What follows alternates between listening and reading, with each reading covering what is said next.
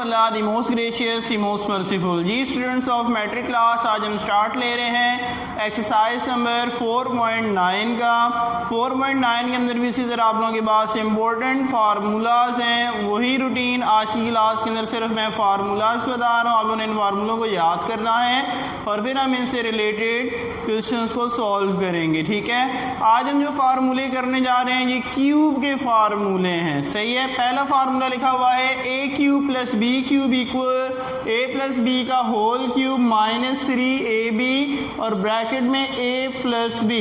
Second formula है A cube minus B cube equal A minus B का whole cube plus 3ab और bracket में a minus B. इसी तरह third formula है A cube plus 1 A cube equal A plus 1 ए का whole cube minus 3 bracket में a plus 1 ए। और fourth formula है A cube minus 1 A cube equal A minus 1 ए का होल क्यूब प्लस 3 और bracket में a माइनस 1 ए। तो ये चार फार्मूले हैं, इन चारों फार्मूलों को आप तमाम स्टूडेंट ने अच्छी तरह से याद करना है। इंशाल्लाह नेक्स्ट लेक्चर के अंदर हम बाकायदा तौर पर एक्सरसाइज का आगाज़ करेंगे।